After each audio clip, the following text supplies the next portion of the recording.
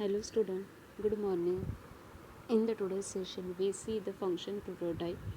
Previous sessionमध्ये आपण function म्हणजे काय, त्याचं वर्किंग कसं होतं आणि त्याचं एक एक्झाम्पल बघितलं होतं. आजच्या सेशनमध्ये आपण फंक्शन्सचे प्रोटोटाईप कोणते आहेत, मीन्स फंक्शन डिफाईन करताना किंवा डिक्लेअर करताना कसं करायचं, त्याला यूज कसं करायचं, कॉल कसं करायचं ते बघूया.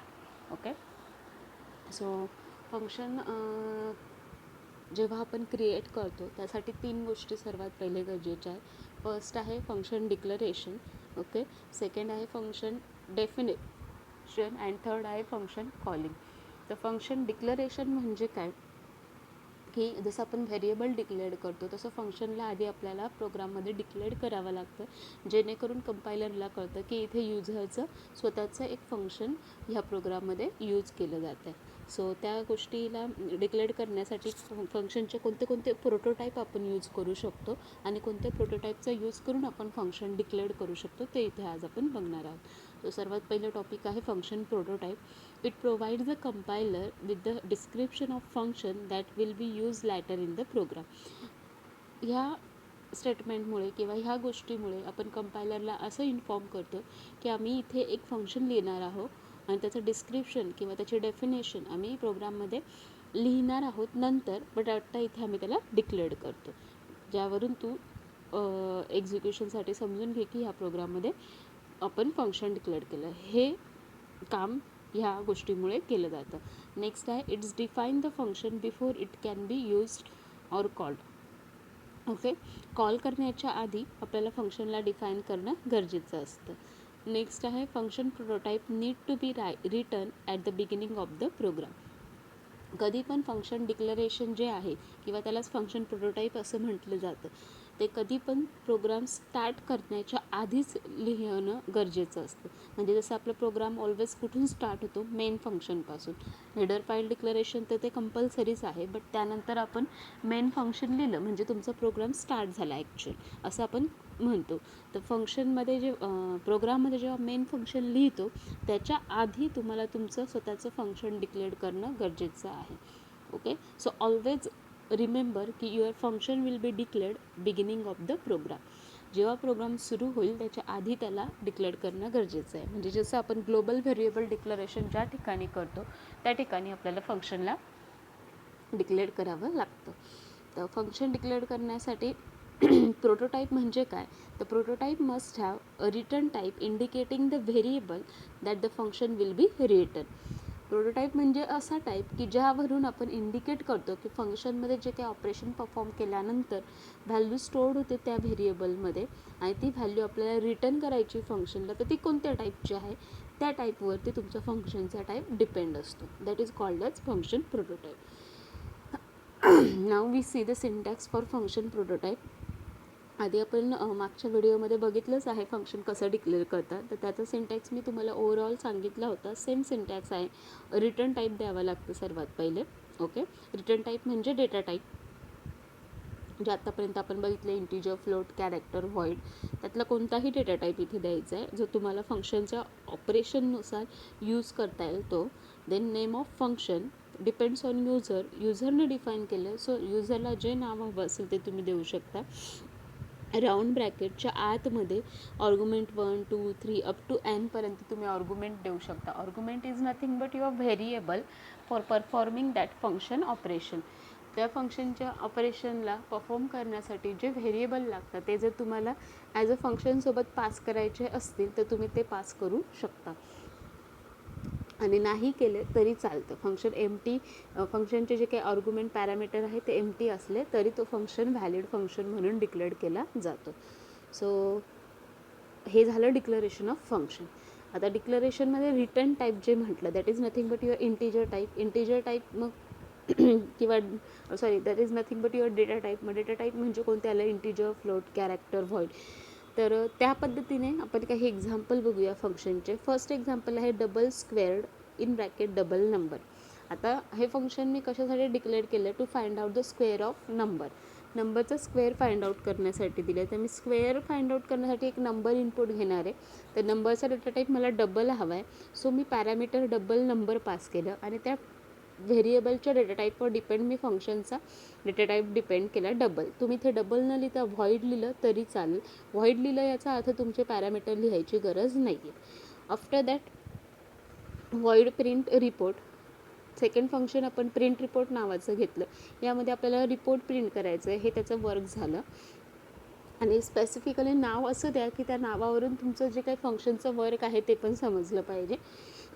तर प्रिंट रिपोर्टमध्ये आपल्याला रिपोर्ट हा रिपोर्ट नंबरवरती प्रिंट केला जातो. सो त्याच्यामध्ये parameter as a argument me report number integer टाईपचा पास केला. नॉट नेसेसरी की इंटिजर टाईपचं पास केल्यानंतर मला व्हॅल्यू रिटर्न करणं गरजेचंच आहे. सो इथे मी इंटिजरही घेऊ शकले असते किंवा मी व्हॉइडही घेऊ शकते. डिपेंड्स तुम्हाला व्हॅल्यू रिटर्न करायची आहे की नाही करायची त्या फंक्शनला. सो अशा पद्धतीने तुम्ही डेटा टाईप व्हॉइडही देऊ शकता, जसं आपण सेकंड एक्झाम्पलमध्ये दिले. थर्ड एक्झाम्पलमध्ये मी डिक्लेअर केलं function get menu choice. Get menu चॉईसमध्ये मी व्हॉइड लिहिलं. व्हॉइड म्हणजे मी यामध्ये एकही आर्ग्युमेंट पास केला नाही आहे. व्हॉइड लिहा किंवा ब्लँक सोडा, that is the one of the same thing. दोन्ही गोष्टी सारख्याच आहे. आणि एंडला सेमिकॉलन दिला म्हणजे इथे तुमचं फंक्शन काय झालं, डिक्लेअर झालं. That is the declaration of function example. आता एकदा का डिक्लरेशन झालं की डेफिनेशन लिहिणं गरजेचं आहे. जसं मी मगाशी सांगितलं की डिक्लरेशन केल्यानंतर जोपर्यंत डेफिनेशन लिहित नाही तोपर्यंत त्याचं एक्झिक्युशन होत नाही.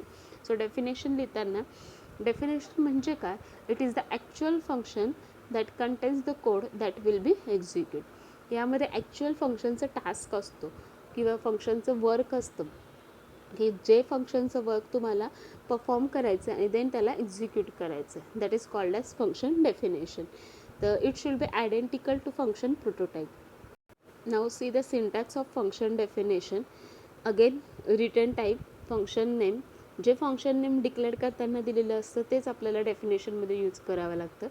रिटर्न टाईप पण सेम असतो, आयडेंटिकल असल्या पाहिजे त्या गोष्टी ज्यावेळेस आपण त्याला डिक्लेअर करतो त्यासोबत. डेफिनेशन लिहिताना सेम फंक्शन डिक्लेरेशनचा जो फॉर्मॅट आहे त्या पद्धतीनेच आपल्याला डेफिनेशनसाठी लिहावं लागतं. फक्त तिथे सेमिकोलन न देता आपल्याला कर्ली ब्रॅकेट्स ओपन करावे लागतात. ओपन आणि क्लोज केल्यानंतर त्यामध्ये तुमची जी काही ओपन आणि क्लोज केला मीन्स त्यामध्ये जो काही तुमचा टास्क आहे फंक्शनचा तो तिथे लिहू शकतो. आणि त्या टास्क लिहिल्यानंतर त्या कंटेंटला म्हटलं जातं फंक्शन बॉडी. ओके. आणि त्या डेफिनेशनच्या लाईनला, डिक्लरेशनची जी लाईन आपण ॲज अ डेफिनेशन म्हणून लिहितो त्याला म्हटलं जातं function header. So according to this way you can define your own function for writing a program for finding the particular operation. जे ऑपरेशन तुम्हाला परफॉर्म करायचं आहे त्यासाठी तुम्ही जे स्वतःचं फंक्शन लिहित आहे तर अशा पद्धतीने त्याची तुम्ही डेफिनेशन लिहून त्याला एक्झिक्यूट करू शकता. आफ्टर डिक्लरेशन अँड डेफिनेशन जोपर्यंत तुम्ही त्याला कॉल करत नाही तोपर्यंत तुमचं एक्झिक्युशन होत नाही. सो ह्या दोन गोष्टी करून तुम्ही एंड केला प्रोग्राम तर तुमचं आउटपुट काहीच येणार नाही. बिकॉज फंक्शन जसं डिक्लेअर करणं नेसेसरी तसं त्याला डिफाईन करणं नेसेसरी तसं त्याला कॉलिंग करणंसुद्धा necessary. Whenever you are calling your function it goes towards the definition body. Okay. जेव्हा आपण त्याला कॉल करतो तो डेफिनेशन बॉडीमध्ये जातो आणि मग तिथे प्रोग्रामच्या स्टेटमेंटला एक्झिक्यूट करून आउटपुट युजरच्या समोर प्रिंट करतो. सो नेक्स्ट थिंग आहे तुमचं फंक्शन कॉलिंग. तर फंक्शन कॉलिंगच्या आधी आपण फंक्शन डेफिनेशनचं एक एक्झाम्पल बघूया. ओके. तर इथे मी समजा कन्वर्जन नावाचं फंक्शन लिहिलं आहे. ओके. कन्वर्जन करतो आहे आपण फॅरेनाईट सेल्सिअस टू फॅरेनाईट. सेल्सिअसमध्ये टेम्परेचर आहे त्याला फॅरेनाईटमध्ये कन्वर्ट करण्याचं काम करतो आहे बाय युजिंग फंक्शन. तर त्यासाठी रिटर्न टाईप आता तुम्हाला माहिती आहे कन्वर्जनचा जो फॉर्म्युला आहे त्यामध्ये फ्लोटिंग पॉईंट व्हॅल्यू आहे. सो दॅट्स वाय आपण रिटर्न टाईप फ्लोट घेतला. फ्लोट टाईप घेऊन कन्वर्जन नाव घेतलं फंक्शनचं आणि त्यामध्ये एक व्हेरिएबल पास केला दॅट इज सेल्सिअस व्हॅल्यू. आता सेल्सिअसला फॅरेनाईटमध्ये कन्वर्ट करायचं. सो फंक्शनच्या डेफिनेशनमध्ये एक व्हेरिएबल डिक्लेअर केला फॅरेनाईट. सी हिअर त्यामध्ये ती व्हॅल्यू आपण स्टोअर करणार आहोत after the finding out the solution. तो Fahrenheit equals to Celsius into 33.8 हे झालं तुमचा formula to convert the Celsius temperature into Fahrenheit format. आणि इथे आता फ्लोट आला म्हणजे रिटर्न टाईप आला. व्हॉइड असता तर रिटर्न करण्याची गरज नसती बट इथे आपण फ्लोट लिहिलं आहे. So you have to return that value of the variable towards the function. ज्या वेळेस फंक्शन कॉल होतं त्यावेळेस त्याला ते रिटर्न करणं गरजेचं आहे. सो रिझल्ट कशा स्टोर्ड आहे, फॅरेनहाइट व्हेरिएबलमध्ये. सो आपण रिटर्न फॅरेनहाइट केलं.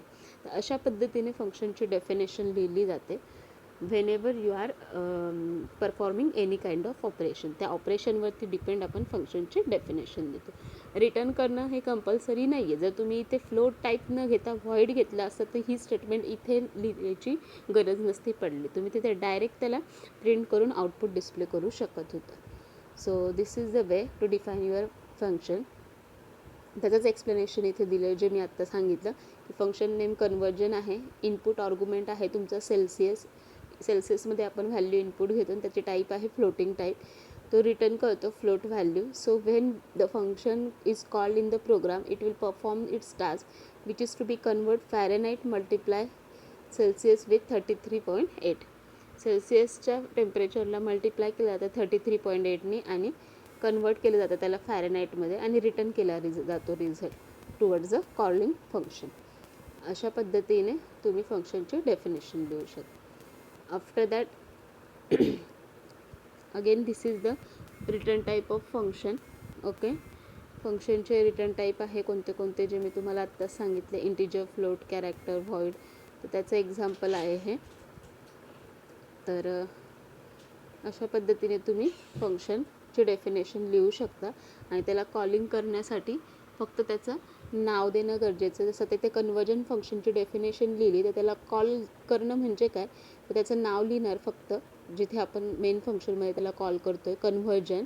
ओके, आणि ब्रॅकेटमध्ये जर व्हेरिएबल पास केला असेल तर तो व्हेरिएबलचं नाव. त्यावेळेस रिटर्न टाईप द्यायची गरज नाही, काही द्यायची गरज नाही. So on this basis you have to create your own function, define your own function and call your own function.